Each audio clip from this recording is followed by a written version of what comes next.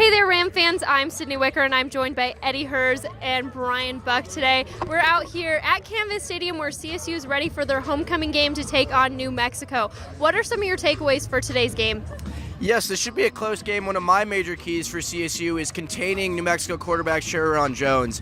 He's coming off his best game in a blowout victory over UNLV in which he threw for 250 yards and 4 touchdowns, but he can get erratic. On the season, since he came in against Wisconsin because of quarterback injuries, he's thrown 10 touchdowns with 6 interceptions, notably 3 interceptions with 4 touchdowns 2 weeks ago. So if the pass rush can force the issue, not allow him to get comfortable, we can see an erratic Jones. It's a major key for CSU today. Yeah, and some of the guys that are going to be important forcing that pass rush, John Philippe Bombeck and Emmanuel Jones, 2 guys who have had big games in CSU wins. Emmanuel Jones is probably the defensive star against Arkansas in that W. And Jan Philippe last week against San Jose put up some big numbers. Jan Philippe, it's his first year for CSU, comes out of Germany. He's pretty raw. This defense is starting to kind of establish who they are, who the producers are on defense, and what they're going to look like throughout the season. We saw cornerback Rashad Ajayi last week kind of have his coming out game. He's currently the highest graded cornerback in the Mountain West, according to Pro Football Focus. Last week, pick 6 that kind of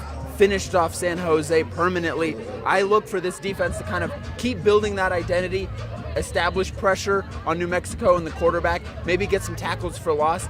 This defense starts to get rolling, and maybe they take some momentum, not only in this game, but for the rest of the season. Right. I think, like you were talking about quarterbacks for New Mexico, quarterback carousel has kind of been something that's been going on for CSU and for New Mexico, but unfortunately there's been a little bit more due to injury. So it'll be really interesting to see how CSU's offense is able to adjust out here, but if the defense doesn't come out to play, then it's going to be either a really high-scoring game or nobody's going to be on the board for this game. So it'll be really interesting. But what are your score predictions for today's game?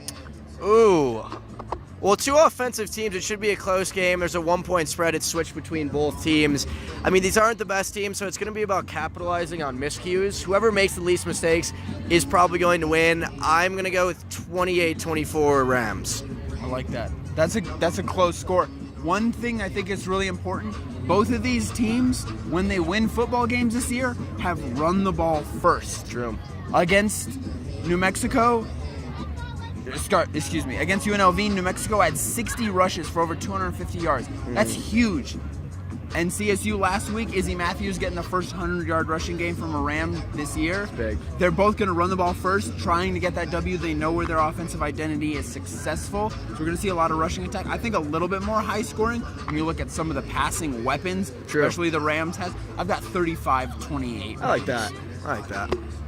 For my prediction, I'm going to take CSU, even though in my pick'ems this week I picked New Mexico, but I'm changing my mind here, and I think CSU is going to take it 28-26. I think it'll be really close right there. Yeah, so it'll be, I don't know, 26 is just a fun number. We'll see what happens. You never know what can happen. Yeah. Those are our predictions for the day. We all think it's going to be a close game. We think it's going to be a good one here at homecoming in Fort Collins, Colorado from Canvas Stadium. I'm Bryan Buck signing off for Eddie Herz and Sydney Wicker. Enjoy the game, Ram fans.